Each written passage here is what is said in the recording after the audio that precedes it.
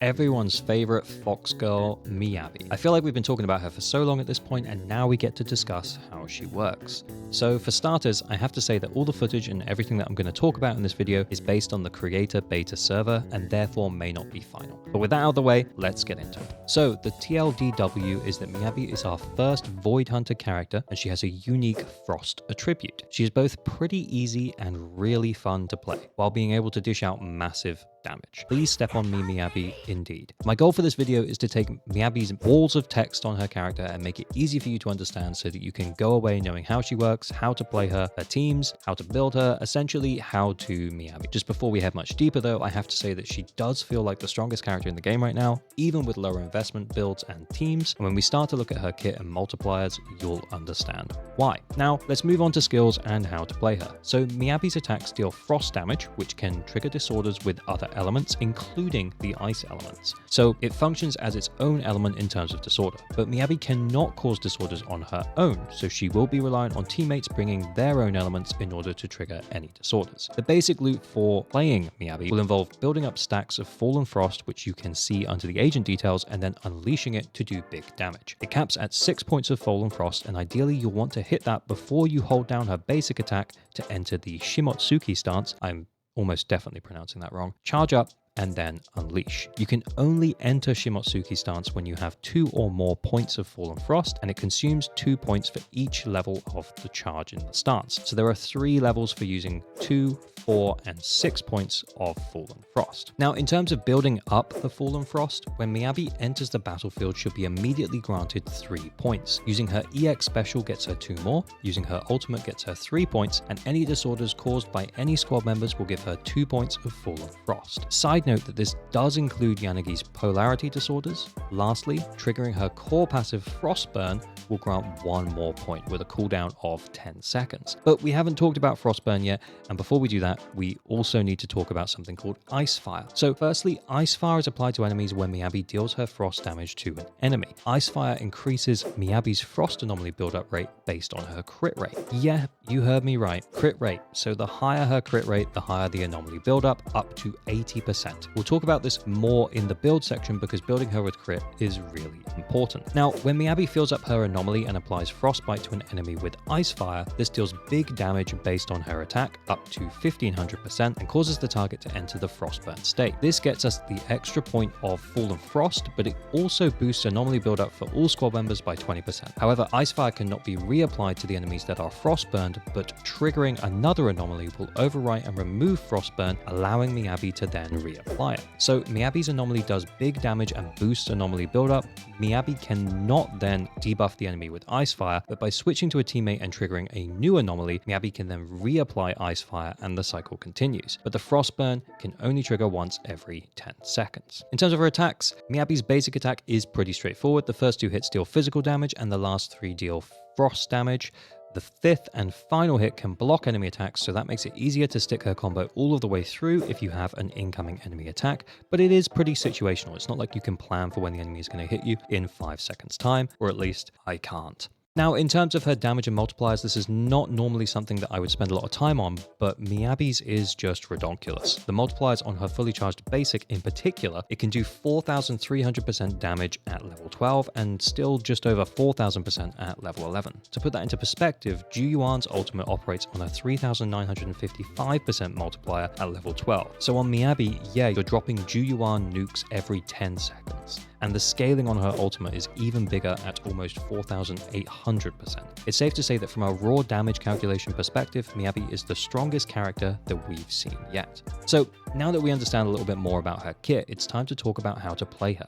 And you basically just want to build up to the 6 stacks of Fallen Frost quickly, send it, rinse and repeat. The only time you won't want to send her fully charged basic attack is if whatever you're fighting is nearly done and that 4 or 2 stacks would finish it off for you. Mostly you'll want to achieve the 6 stacks though through disorders from teammates, which means that Miyabi functions as a kind of quick swap DPS where she'll come on field, drop a nuke, and then dip while teammates help to cause disorders. She can find herself with extended periods of field time when she ults into EX Special, causing frostbite, and then you can back-to-back 2 fully charged basics, but she definitely is meant to dip in and out with teammates, and when everything is working well, it does feel really great. You can actually also swap in squad members before unleashing the big charge slash, and for example with Yanagi, if Yanagi comes on field while Miyabi is unleashing the charged attack, she can double EX Special, giving 4 points of Fallen Frost, and then switch back to Miyabi to do one of her EX Specials, and hey presto, we're back to full stacks for another big charged hit. And that's just one example, so as much as Miyabi is easy to play, there's definitely some depth here and opportunities for skill expression and to be more creative during combat. Last thing to mention on Miyabi's kit is that her additional ability is active when she has a Section 6 teammate or support agent, and it boosts her charged attack damage by 60%. It grants her the 2 points of Fallen Frost on a disorder, and her next charged attack will ignore 30% of the target's ice resistance. So when it comes to teams, this is definitely something that you can't miss out on. And therefore, when we look at teams, I'm only sharing those which had her passive active, as without it, she drops a lot of damage,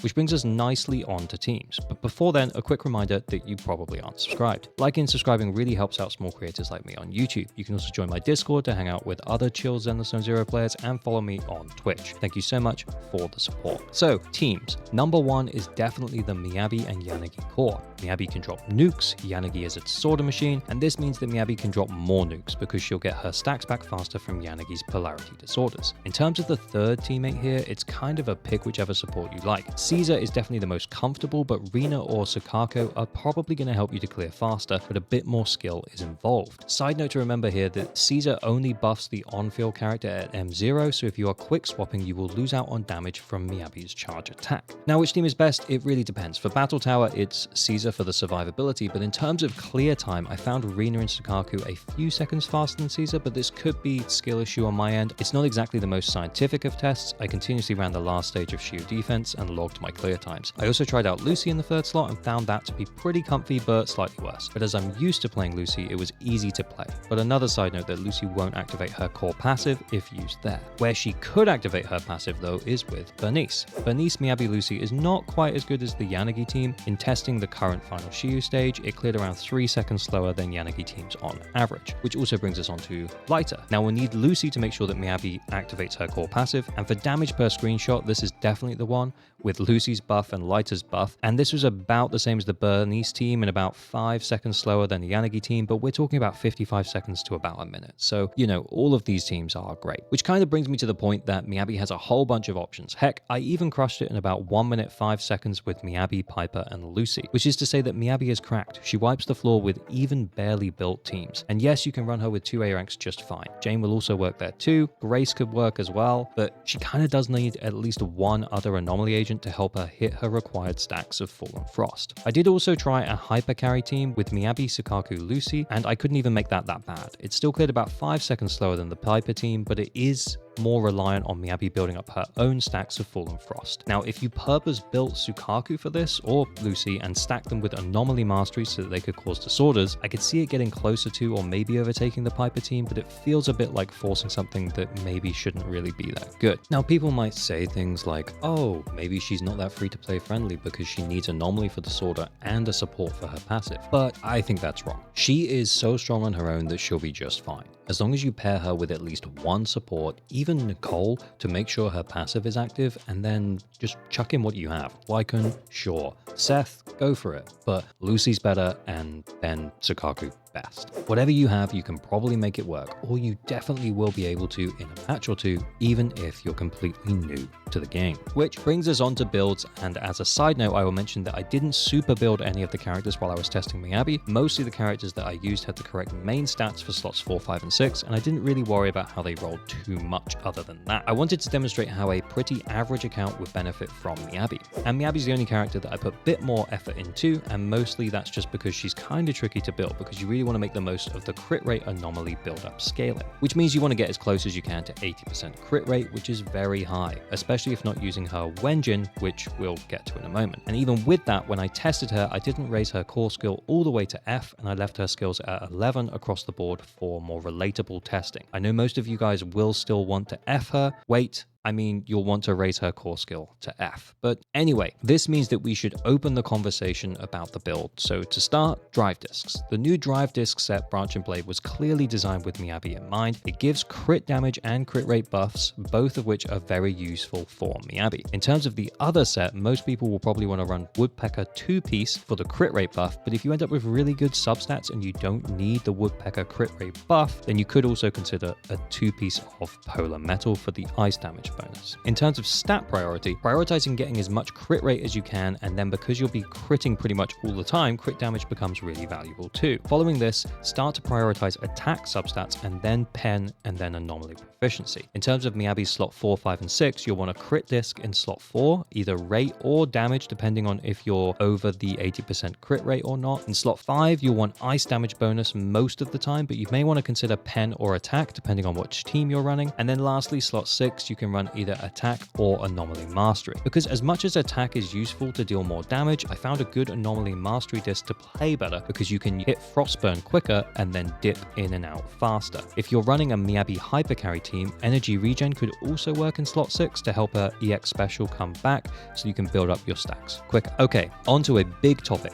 Wenjins. So Miyabi's Wenjin is naturally very good on her because it's a crit scaling anomaly Wenjin. It also just gives crit damage, and when using her EX special or when anyone applies an anomaly, it boosts ice damage by 20% up to 2 times. And it's the only anomaly Wenjin that's going to help her out with crit stats, but that doesn't mean that her free-to-play options are bad. Weeping Gemini is slightly better than Rainforest Gourmet, but both are completely usable and I use them for most of my testing. Remember, Miyabi's raw stats and multipliers are so high that although you might be losing out on quite a bit of damage without her signature, she's still so strong. In terms of other engines, Electro Lip Gloss is slightly better than Weeping, and Grace's weapon, the Fusion Compiler, is slightly better than Lip Gloss. I also did try Ellen's weapon. Remember that you won't be able to get its passive to trigger though, but from a raw crit rate enhancement I thought it might be useful, but it really wasn't that great. But I guess if you're desperate for crit rate and not using the weapon on Ellen, then you might want to consider it. And lastly, in terms of vertical investment, her Mindscapes are cracked, because of course they are. And considering that some of you have been saving me for Miyabi since the dawn of time, I'll run it down quickly.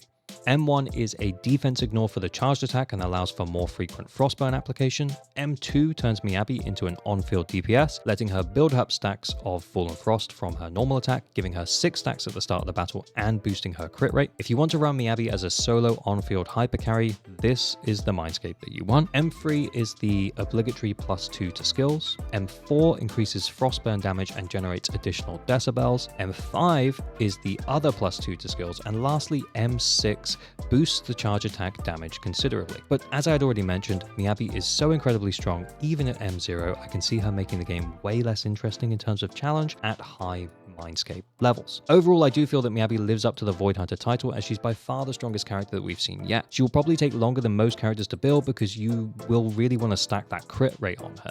So if you're skipping her Wenjin, you may find it takes a while until you're happy. But even so, she'll be hitting harder than anything else on your account from the minute that you get her. At this point, I can't wait for the Zenless Zone Zero community to finally get their hands on Miyabi. There's also loads of cool stuff I kinda skimmed over, like her huge AoE and her cool double dash. So I'm sure when players get to play her, we'll find loads more of exciting stuff. So that's it, the Miyabi rundown. Let me know what you guys think down below.